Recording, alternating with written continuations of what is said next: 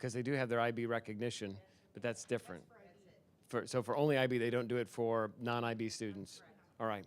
So from a, I hear the question. Maybe it's not what was intended, but the board adopted a shift from class rank to the Latin honor system of recognition. So you have summa, magna, and cum laude recognition, just like you would have at the university level. So when you think about our 5 high schools, the size of the high schools, weighted GPA, the intense pressure to get the 5.0, which wasn't a thing when I was in school. I didn't know you could get a 5-point on a 4-point scale. But I went to a really small rural school and never had any of those options. But our kids do. And to force a rank order of 1, 2, 3, and 4, sometimes you have a tie for 1, that doesn't really recognize excellence. And so we shifted to the Latin honor system that says if you meet this threshold, you're going to get the highest honors and then the 3 tiers. So we've made that move. Even before that move, only 1 high school had identified a valedictorian and salutatorian. The others hadn't been doing that for some period of time. And so it's not like we pulled away recognition. We've just said, you're going to be recognized for the effort you put into this, and it'll be at this level. And if we have 50% of our class who achieve at that level, they should all be recognized. So I'll need to look into why there's not an honors recognition for the non-IB students at Desert Mountain. But academic excellence is, last night at our celebrations, we had a whole lot to be proud of. And so we like to celebrate excellence in academics, the arts, and in athletics. And we've got all 3 in spades in Scottsdale. Okay. This is a follow-up on differences between high schools.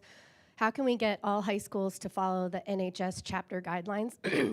And I think included in that maybe is how kids are selected to be in NHS and then what they do when they're in NHS. So what I would say is that if you have concerns about a high school not following NHS guidelines, to submit those in writing. Dr. Sakos oversees secondary education. And so we would need to take a look at what's happening, what's not happening. I know there's some autonomy granted to chapters, so there are guidelines in order to participate, but there's also some flexibility. So we'd need to investigate the specifics to see what the concerns are. And Dr. Sakos would be the right person for that. Is there any follow-up to the dress code policy? So, say more. Does whoever wrote this want to add more detail? I don't know who wrote it. I wrote here. Are you okay, or do you want to? No, that's fine. I think we had talked about this at a previous meeting, and I think we had discussed that maybe there was going to be something in place for each of the schools as far as dress code policy. Did we have any follow-up on what's been implemented? So here's where we are. In 2022, the Student Code of Conduct was updated related to dress code. Student Advisory Board and others had conversations, lots of discussion around gender equity and in both what the code says and in enforcement. And the Student Code of Conduct with the revised dress code was approved in June and then modified in October of 2022. And the modification just took the navel off the listed private body parts. That was the change in October. And otherwise, you still have the prohibition, buttocks and nipples and breasts and genitalia can't be exposed. So then the question becomes enforcement of the dress code. And that is where the rubber hits the road and where the challenges begin. So, and there are all sorts of reasons why that can be complicated, from body types to I can't afford other clothing to why are you looking at me that way, to any number of issues, which is why uniforms solve the whole problem. But I also know that if we were to recommend going to uniforms in all of our schools, there would be a different kind of mutiny. So it will be a topic of ongoing conversation about how do we enforce those things. Middle school is as challenging as high school in terms of kids exploring their individuality, wanting to wear what they want to wear, and yet we need to have expectations for, as we talked about at the beginning of this, dressing for success, right? You're coming to school to learn, and the beautiful thing about uniforms is that there are less opportunities for people to stray from what the expectations are. So it will, I think, be a constant struggle every year, no matter what the specifics are, because consistent enforcement of anything in the code of conduct is the key, and it can be exhausting. And to be fair, before the change to the policy, there were no shortage of parental complaints to our student services department with respect to people who were getting coded for dress code violations. After that change, there was one parent in the last 2 years that has reached out to student services. That doesn't mean we haven't had issues, but the conversation has shifted so that that wasn't the big thing that student services was worried about, which meant they could focus on other discipline challenges related to behavior versus dress code. You said something that caught my attention, which is to dress for success. And a few of us were at the school board meeting last night, where we watched a graduating senior, one of the most highly recognized students in our district from Desert Mountain. She spoke in front of the board, which is something I have rarely ever seen a high school student do, after she accepted several awards, wearing a crop top. I don't think what you wear is a barrier to success. I think this girl demonstrated that. So I think we need to focus the attention on her achievements and not what any student is wearing. Rita, could you share with us what you talked about when you interview people? Earlier, I agree what you're saying, but say what you're saying. Yeah, so I actually was on the board of, I'm a pharmacist, and so when we have incoming kids that apply, and they come in for interviews, it's just not their application. It's how they're dressed, how they shake my hand, if they're looking me in the eye, how they sit. They sit up nice and tall.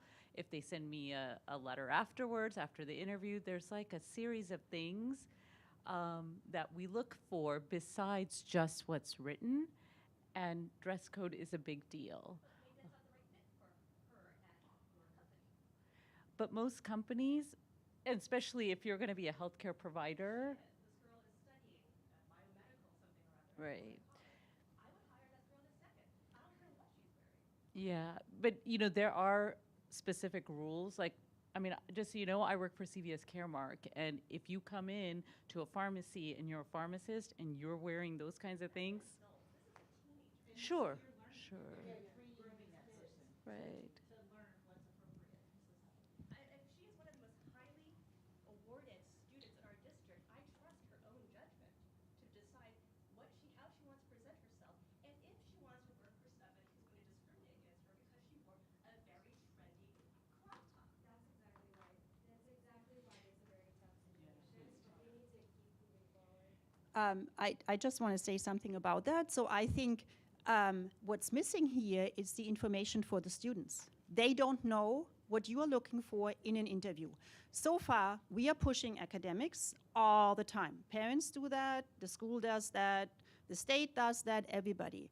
But we are not really talking with our students about these other parts that are really, really important. And my son, when he wrote his essay for ASU, all of a sudden, these things came up. What are they actually looking for in that essay?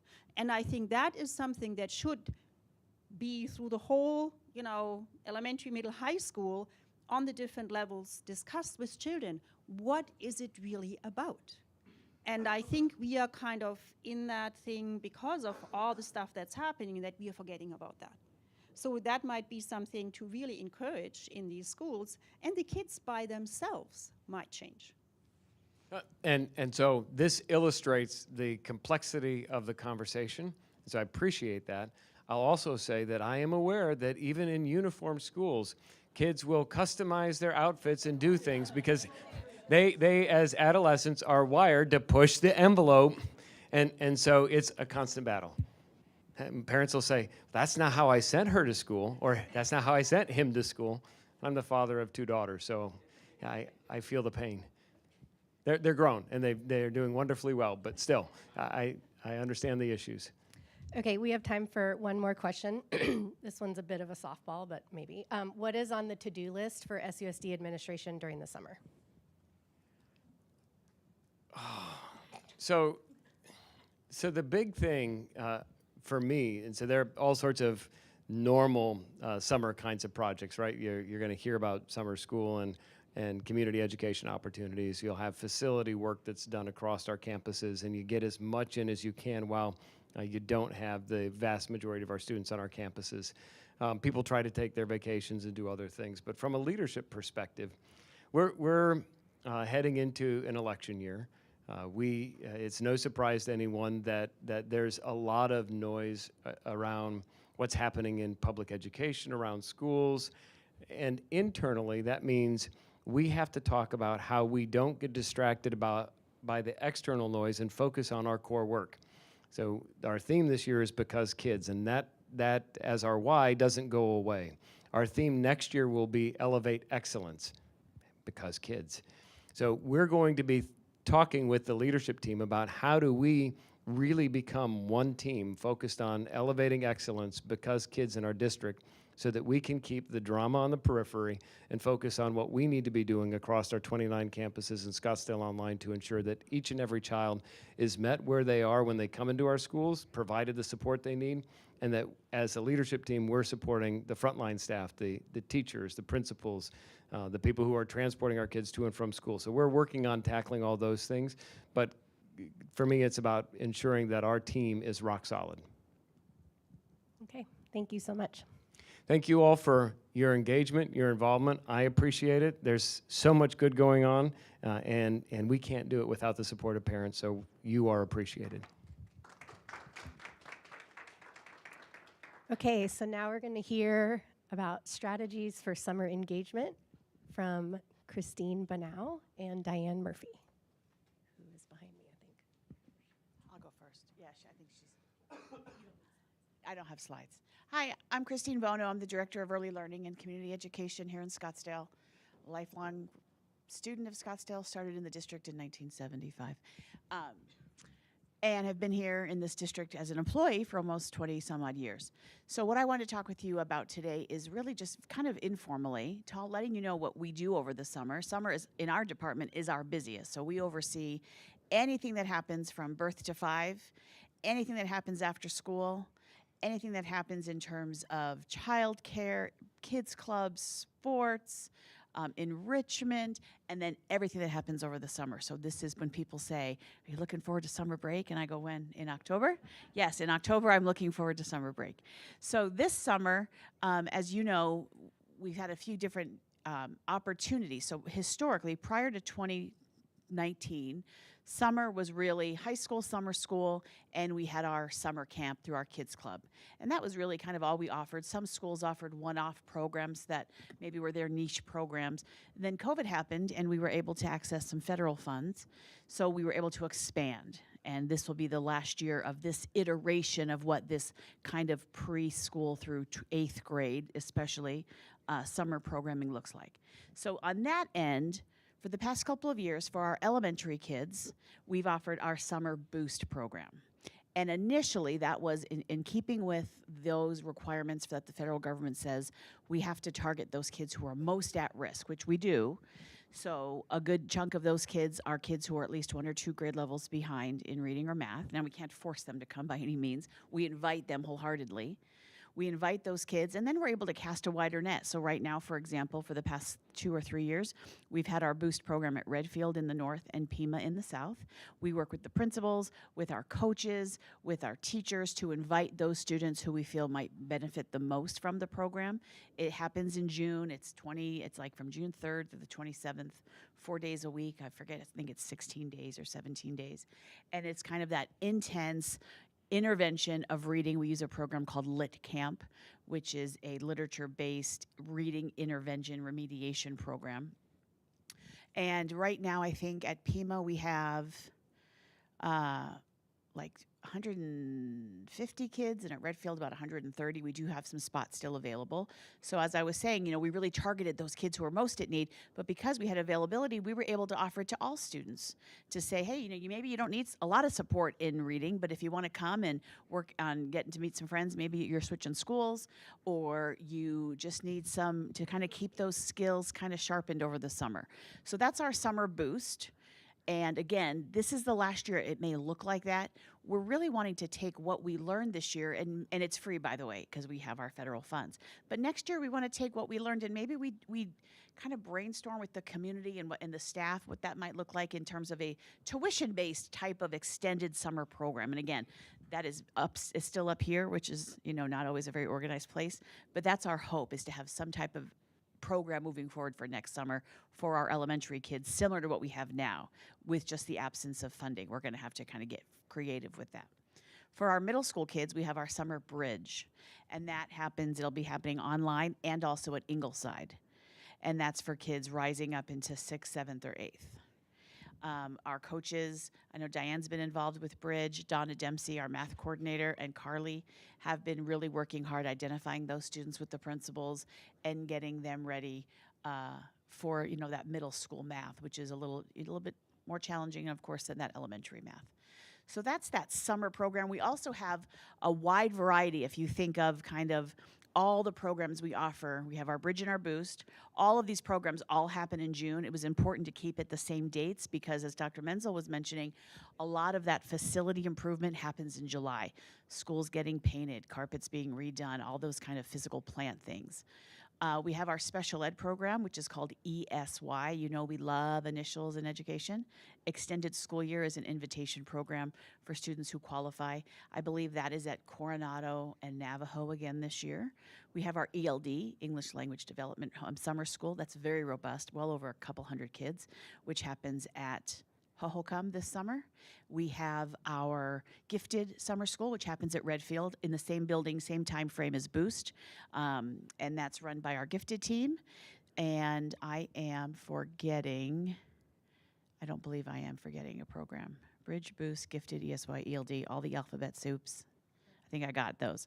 Then we switched to our high schooler. So high school summer school is really where I'm living in Boost world, and I'm also really, I would say knee deep, but I'm going to say ear deep in high school summer school. So high school summer school is that credit bearing, and there's a couple different components. Sometimes people use these terms interchangeably, but it's important to kind of know the difference. So we might have a student, we'll say hypothetically, I needed to take algebra a couple of times in high school. Hypothetically. And geometry maybe more than that, hypothetically. So I was taking it. Perhaps I wasn't successful during the school year. I wanted to take it again to either improve my grade or to graduate. And so I took it as it wasn't grade. It was grade replacement. It wasn't credit recovery. I was just trying to replace a grade. Then we have students who are incoming 9th graders. They kind of want to knock out that PE credit. That's probably our most popular. They want to knock out that Algebra 1 credit. And so for our high school summer school, we have options. We have online. So when you think of our whole summer school program, for the past couple of years, we've been about 1,800 kids. So we kind of operate one of the largest Scottsdale high schools for 20 days in June. So we have our online, and then we have our in-person, which happens at Coronado. And that's usually between, I think, in the past couple of years, 350 to 420 kids that come in person. We obviously are able to offer a much more wider variety of classes online. So I spoke about those kids who are wanting to get ahead. They want to maybe they want to knock out some credits prior to taking it during the school year, or the kids who want to replace a grade. So we have some seniors I've been working with. They're looking at their transcript with their counselor, and they're like, God, I really bombed that first semester of English 1. I'm taking that over. Or God, I want to redo that biology semester. If they don't do better, the highest grade will still take on their GPA. The replacement class still shows on there, but when their GPA is calculated. So it's kind of a good opportunity. The other part, which I feel is like one of our shining stars in our program, is our credit recovery. So credit recovery, some people might say, oh, I'm taking a class over, I need to recover that credit. Nope. Credit recovery are our rising juniors and seniors who were up to like 6.5, 7 credits behind.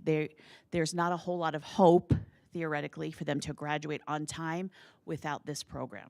So we have a wonderful credit recovery coordinator, Nicole Tarter is one of our counselors. She works with the counselors at all the schools, and it's by invitation. So our counselors, who work tirelessly, as many of you know, will identify those students, look at those rising juniors and seniors who are, 6, 7 or more credits deficient, and we get them into this program. It's an online program, but it happens at Coronado. So we have designated credit recovery teachers who are in the lab with the students working them through these credits. So these credits will allow them to graduate. They graduate as an SUSD student. Their diploma is just like everybody else's. Those credits don't transfer to university, but many of these students in this predicament who are goal setting are more goal setting either for vocational, they're looking at community college, which is where I got my start for many, many years. So it's a great stepping stone to kind of, instead of saying, forget it, it's lost, I'm 8 credits behind, I'm just dropping out. They work their butts off, you guys. These kids are so tenacious. And then at the end, we have a graduation ceremony. So it looks similar to this. It looks very similar to what you would see if you go to high school graduation next week. We're lucky to have some of our district leadership, some governing board members there. I usually give a little speech that I can't get through without crying because I'm a crier. But these kids just work so hard. So last year we had 8 kids who graduated, and they got to wear their cap and gown, and that was a huge accomplishment. So I think that's one of the things I'm most proud about our summer program. So oftentimes a parent will call and say, I need credit recovery. No, they just want to replace a grade. So that's always kind of keeping those things, separate. And then we also have our kids club summer camp, which is like our child care, and that is at Oak, which is where our office is, which is just south of Coronado. And that's a program where we offer child care from ages 3 to 13 from 7 a.m. to 5:30. Every day, and that is Monday through Friday, all of June, all of July. So we will start the Tuesday after Memorial Day on May 28th, and we go till July 19th, or maybe even that following week. So I think we have 1 week perhaps. I think maybe it is that week before school starts. One of the limitations we've faced the past couple of years is staffing. As many of you know, in industries, we've just had a hard time securing staff. So we have our capacity is 250 kids, which we're at with a very, very long, almost 100 kid waiting list. So what we're looking at is exciting for next year is, again, expanding it. So I spoke about how we're using those federal funds this year. We're looking at expanding it because in the old days, we did have our kids club camp at a couple different locations. So now we're looking at expanding it and then kind of injecting a little bit more of an academic focus also for next year. Also, as I'm thinking now, 2 things. We're going to offer for the first time next year fall break camp. We get many family members who call and say, do you have anything for fall break? And this will be our first year. That was a commitment when I took this job a few years ago, was that we want to start with fall break and then eventually, not promising, so I can promise fall break in this fall, but moving forward, would love to look at something for spring and perhaps even winter. Also, this is also really important, and a lot of your fellow parents and colleagues will be wondering, our Kids Club program, which is our during the school year childcare that happens before school and after school.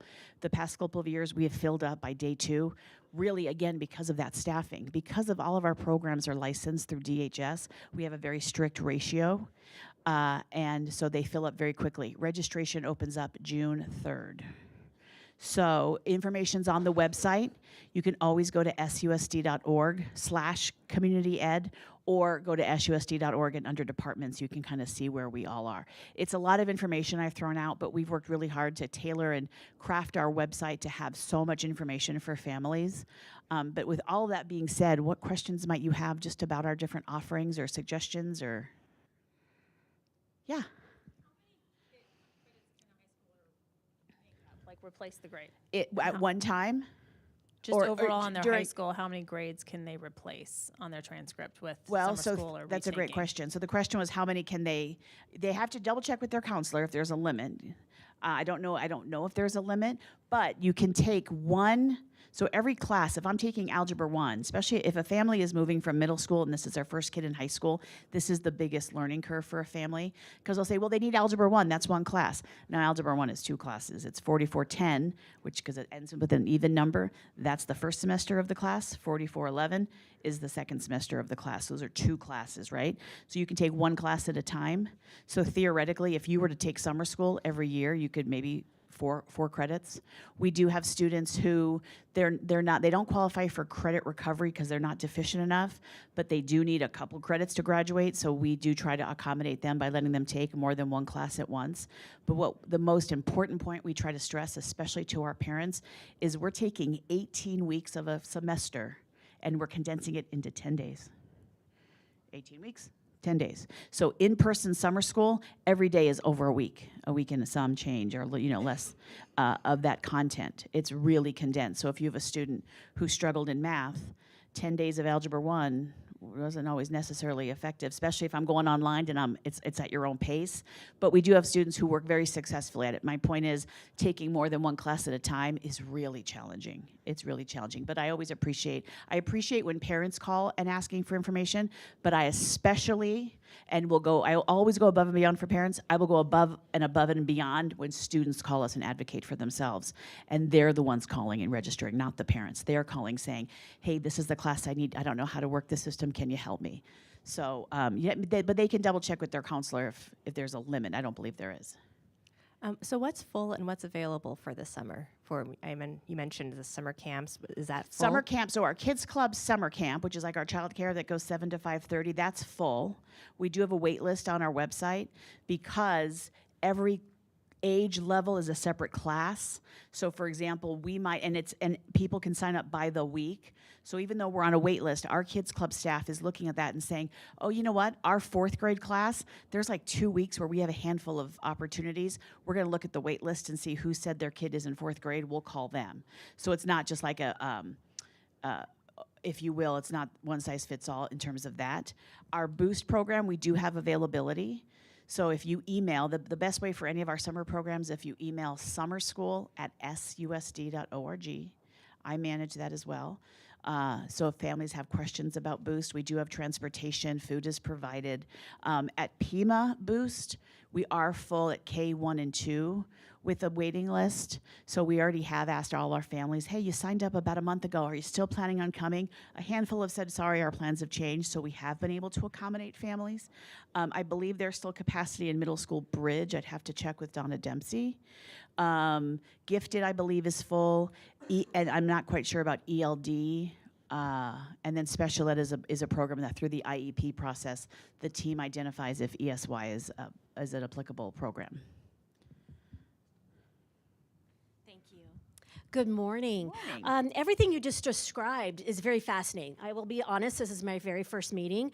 But one thing that we talk about at Chaparral, we know enrollment numbers are down, and we're talking about how do we promote, how do we market this? We're doing it at our level. But everything you just described is incredible. Is this being put into marketing campaigns? Yeah. How are we getting this out to prospective parents? Because we do hold prospective parent night. Yeah. We've done a couple of them, and it's been successful. We're just trying to get more and more parents in. That's a great point. But to use this type of, hey, did you realize, your high school student incoming, are they interested in getting credits ahead of time?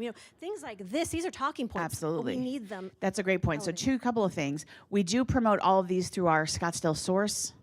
That newsletter every month. We've been including, every month there's a different theme. The past couple of months have been our summer programs on our website, of course, on social media. It's important to note that for out-of-district families, the only program that really they can participate in is high school summer school.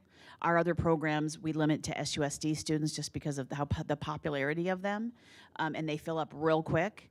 The exception we sometimes will make is for employees' children. Like if I have a principal who calls or a teacher who calls and says, hey, I need childcare this summer, they're an employee. We want to accommodate them if possible.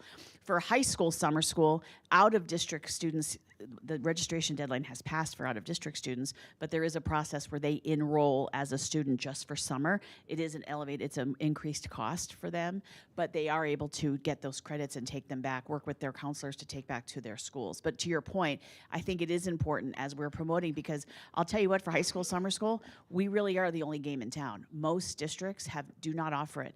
And I worked really hard this year with the community education directors in Gilbert, Chandler, speaking with Mesa about what they offer.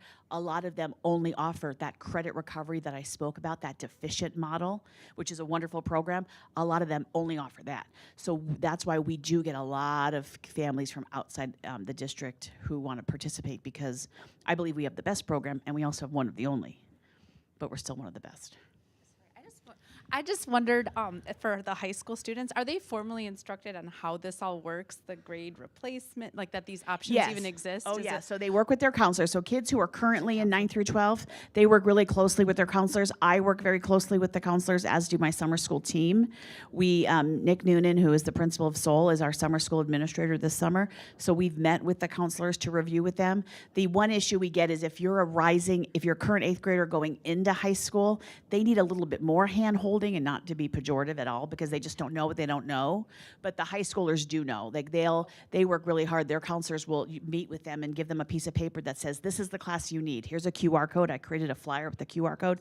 Scan this and just follow these directions. Like, we've made it so user-friendly. And if someone pokes holes and says it's not user-friendly, let me know, because we're always wanting to improve that. Yeah, clarifying on what you said about the hand-holding for the ones that are coming into 9th grade. So where is that information? Is there a flyer specifically for them that says, this is what you might want to do? susd.org/summer school. Yeah. So that's always our website. Right. There's information there. I can't ever recommend to a student what they should take.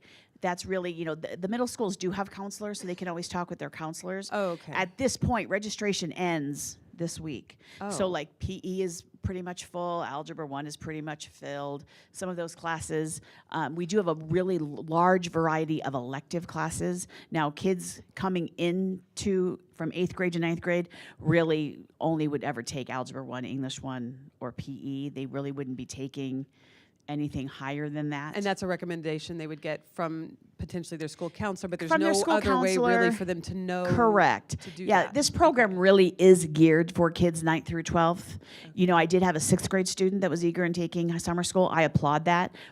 At this stage, we don't offer that, not to say we can't look at that and identify some opportunities for kids in middle school to get credit-bearing classes. Not today, but interesting to consider.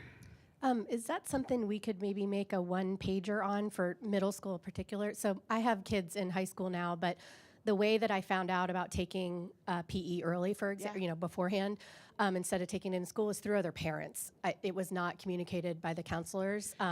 So is that something we could So not this year, because we're Yeah, full, yeah. but for next year, what Yeah. we can do is when we meet with the counselors, we meet with the high school counselors frequently, but I will be included. I'll make sure, and if you want to email me, just to put and in the subject line say, don't forget middle schoolers. I'll meet with the middle school. I meet with the middle school principals, but we'll meet with those counselors too, to just say, hey, spread the word, because it is a great opportunity. Mm-hmm. Now, it's important to note, prior to COVID, summer school class was $200.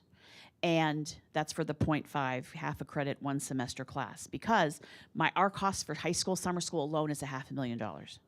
So it was $200. We broke even. We were able to pay our staff. COVID hit, and we were able to charge $25, which was amazing, because we were able to use those federal funds to supplement that $500,000. Well, ESSER's sunsetting, they call it, which, whatever, I hate that term, but it's gone away. It's all, the money's bye-bye. So now this year we had to increase the cost, because we have ESSER for just this year, but I have to have some money in the bank to pay for next summer. So the cost is $75 this year. Next year, more than likely, it will be going back up to $200, because we have to pay our people. And our hope is, as we get people who this time of year who would say, oh, I'd love to take PE, I'd love to be able to hire some more PE teachers if we could. So that'll be a shock for families, because if you've been in the high school or middle school system for 4 years since COVID, that's all you knew, is that less expensive.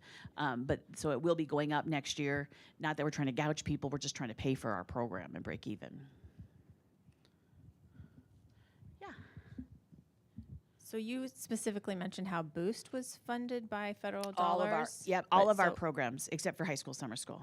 Okay, so what's the plan with all those other ones that you mentioned? How They're all funded through. The only program that's not ELD is funded through their Title I, Title II or III, and DSEG money. So ELD will always have their summer program for their second language learners. ESY, our special ed summer school, is funded federally. That will always be in existence.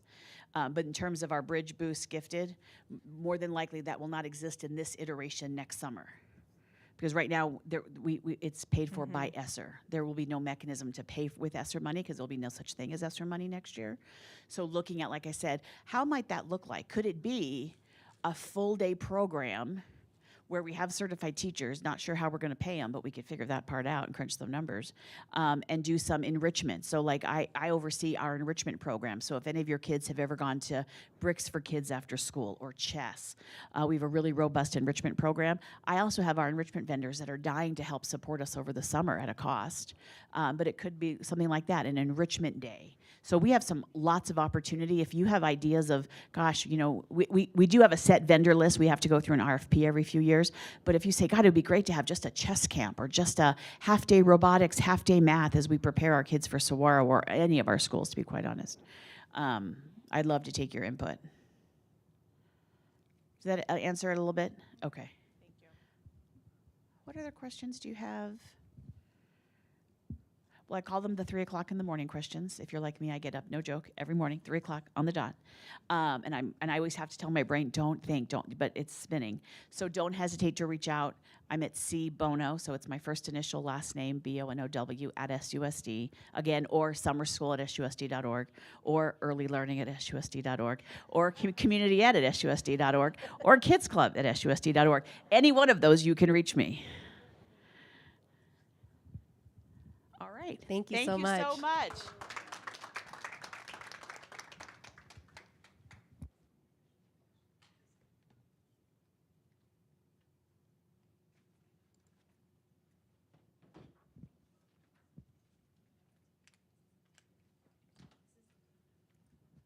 Hi, my name is Diane Murphy, and I am the elementary ELA curriculum coach for the district. So we've spent a lot of time talking about high school, and I'll talk a little bit about high school, but I'm also going to talk a little bit more about elementary. So I want to start off by, I have a little flyer that says, ideas for summer learning engagement. So if everyone wants to just take one of those. And I just wanted to go over a couple things. One of the statistics from the national, from the Department of Education is, on average, there's something called the summer slide, and it is something that is real. And they have found on average, students lose about 20% of their school year gains in reading, and up to 27% of their school year gains in math during the summer slide. So anything we can do to help kids keep their minds going and engagement are just really important, you know, that you guys can do at home as well. And we have some wonderful things that we're offering at a district level, but not all the kids, when we have, you know, 22,000 students, and maybe 2,000, 3,000 might be participating in summer activities, what are the other ones doing? So that's kind of what I want to be talking about. What are some things you can do as parents at home with family? So just a couple things, from making bubbles to cooking, because, you know, cooking has measurement. It has time in it. It has all those math things in. It's got transition words, because you're going from one step to another. So those are really important. Another one, I thought this would be really fun. Cicadas. It's the summer of cicadas. What a great time to do a little research, find out about that. And then number 4, I have write a summer journal. So just for something fun today, because I think you guys, I'm going to show you how you can make what's called a foldable book. And they're really quick, fast little books that any child can make. And so what everyone needs one piece of paper. All right? And I'm going to take you through the steps of it. Thank you.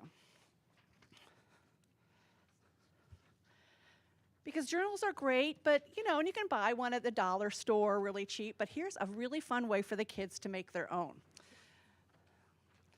So we're going to do a little folding. So I'm going to use some not really educational terms. They're just more like kid terms. So first thing you want to do is do a hot dog bun fold.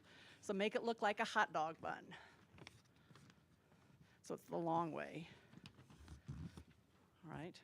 Now you're going to do a hamburger bun fold. So, because this would be another hot dog, you want to do a hamburger.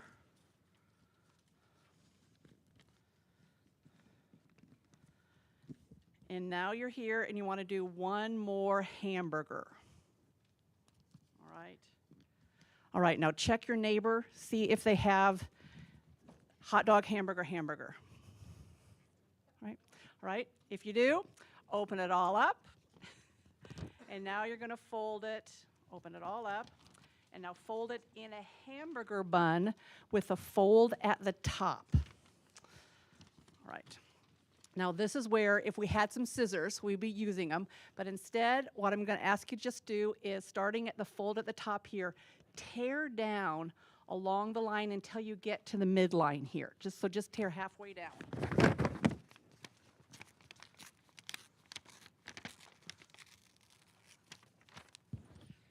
Alrighty, now open it all the way up and fold it in a hot dog bun fold again. And this time when you have the hot dog bun, hold it kind of with the two ends here so you have a diamond in the center. Now, press your diamond together, press it together until the two sides meet, and then just kind of push it around and then fold it around, and you now have a little 8-page book. So you'll have a front cover, and you'll have all these different pages, and what fun. And if you make 2 of them, you can turn it into a 12, put one inside another with a rubber band. You have a 12-page book, and the bigger your piece of paper, so the bigger your piece of paper, like here's construction paper, the bigger your book is as well, that kids can make. So just different things you can do with it. You can have the students, have your children, like every day, they can make one of the, every week have them make one, and maybe just what's maybe 3 words that describe what today was like, or some adjectives, or what a great little thing for Father's Day. Instead of a card, have them make a little book, or send something to grandmother. So just wanted to share, it's just a fun little way to kind of do some journals with your students, or some writing. See. A couple other things on the list. If you can't go on vacation, virtual places to go are fabulous: museums, zoos, and I've got a website I'm going to show you in a moment that we have some links to that as well. Starting a new hobby is always a great thing. For the high schoolers, there are websites that are called virtual colleges, and you can basically go to any college in the you could just put in any state or any college name, and it will take you there. It will take you on virtual tours of the college. You'll be able to watch videos and other things, so that's always a great thing for kids to see. Anything outside, which would be great, and even just playing like board games are great to keep that mind going. Oh, one thing too, I brought mine. If you are traveling, if you don't have do any of you guys have a National Parks passport? Excellent. These are like, you buy them really cheap, don't you? But the cool thing is anytime you go to a national park, then you can, when you go to the park, you can get like stickers to show that you've been there. I'm trying to find one. You find stickers, and they have these little stamps, and you can only get the stamp if you go there. And this is a really fun thing, even as an adult, to keep track of. And we have about I think we have about a dozen national parks just in Arizona alone. So this could be a great activity as a family. And 4th grade is free. 4th graders get it free. Fabulous. Even better. Love it.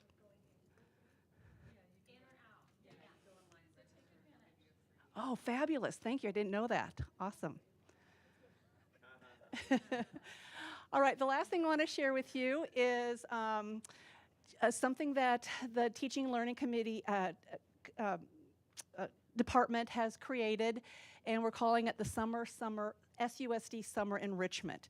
So we know there's a lot of kids that are able to participate in our summer school opportunities and boosts, but there's a lot of kids that don't, that may.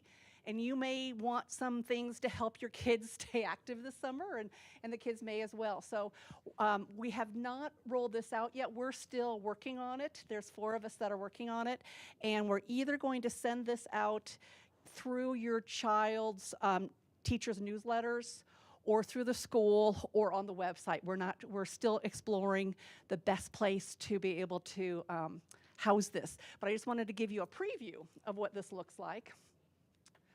So on this site, for the summer enrichment, We have it for kids going all the way from going into kindergarten to going into high school. So for instance, I'm just going to go to, for instance, second grade here. So we have different activities. So we'll start with like reading. So if you're wanting to look into what are some reading activities you can do.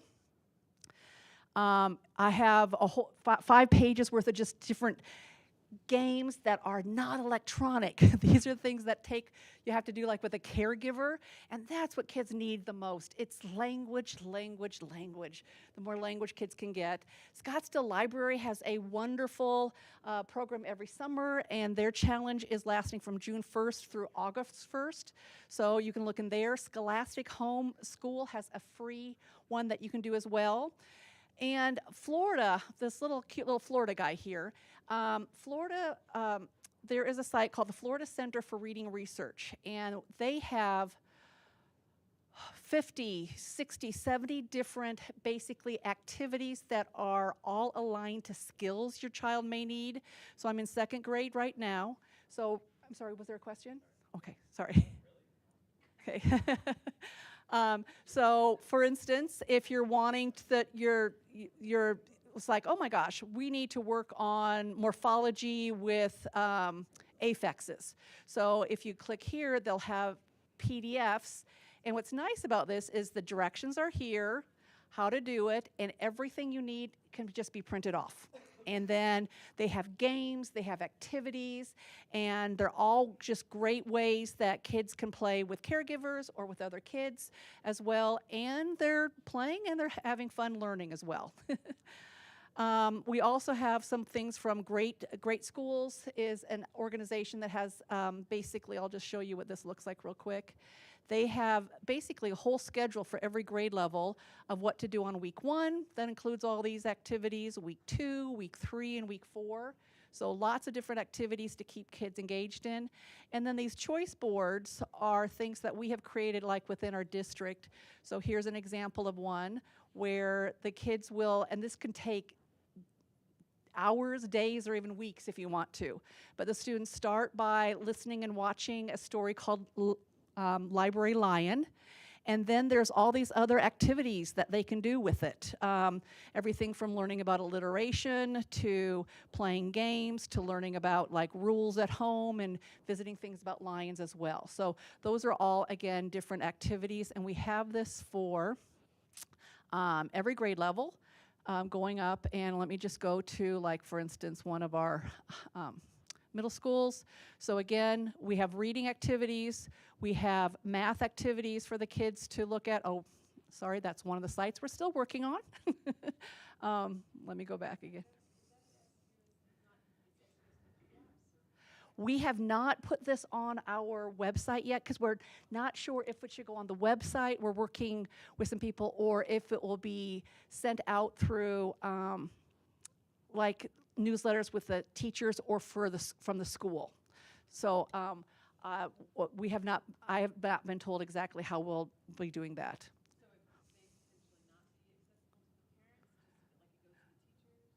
If it goes to the teachers would send it out. Yeah. Let me go to some of the online activities. So we do have things also, for instance, here's some middle school. Arizona PBS has some activities. Khan Academy has some wonderful academics. I love Common Lit.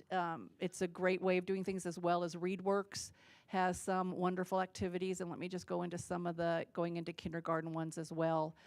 We have things from, again, PBS, Khan Kids.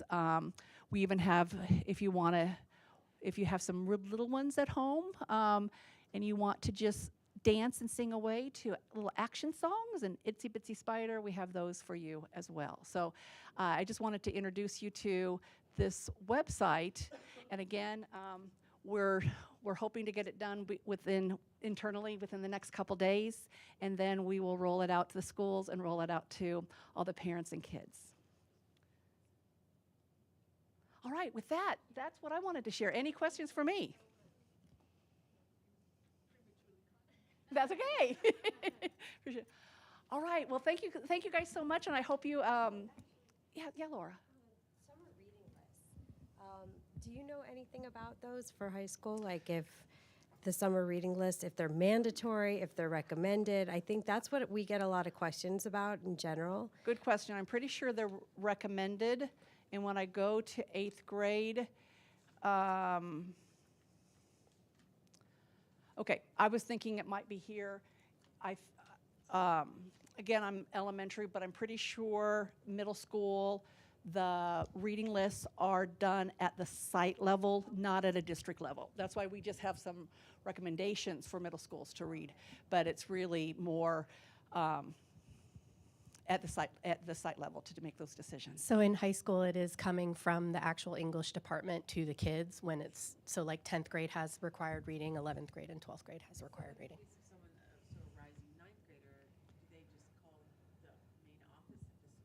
Yeah, so like my rising 9th graders didn't have a reading list. I said that like at Arcadia, 9th grade did not have required reading, but like the math class did, and it came through the counselors when there was some required summer activity. All right, well, thank you all very much, and have a wonderful summer. Thank you.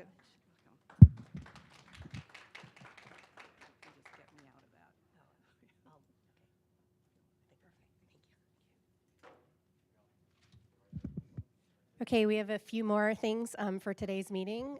The first one is to announce the executive board for next school year. Fortunately or unfortunately, you'll be listening to my voice on the microphone again for next school year. I'll be your president again. Our treasurer, so if you're here, if you could stand up, if you'd like to introduce yourself, I can hand you the mic, otherwise you can just wave. So our treasurer will be Leanne Breckling. Our secretary, we're gonna have two of them. We have Nasli Aragon and Laura Wiesoff. Our vice president of school reps, I don't know if he's here, Vernon Nicholas. Our VP of outreach. Our VP of programming, Andrea again. VP of advocacy, Lisa Canarash. And our vice president of communications also is not here because he's working, but we're going to have access to Brad Duell again. He's amazing.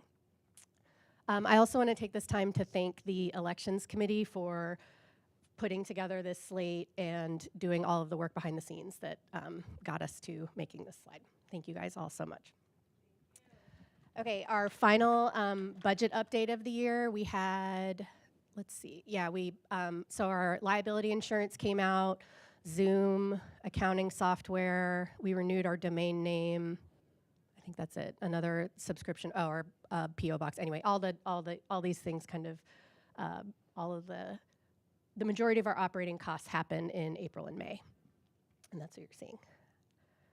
Okay, so I have a few district events to let you guys know about. So tomorrow, right here, is an event on support for teenagers who might be struggling with mental illness, again, happening right here. And this, I saw it in Peach Jar and my school PTO newsletter, so it is, there are other places. This slideshow will be on the web if you want to register with that QR code. Also happening again, so this is next week, next Tuesday, there's a morning option and an evening option here. This is the same presentation that happened, I think DM hosted one, Chaparral, Saguaro maybe.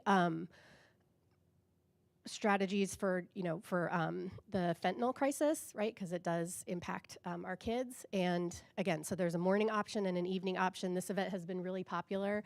And this is why they keep offering it, because the district keeps hearing, oh, I heard about this, it was amazing, can I please attend?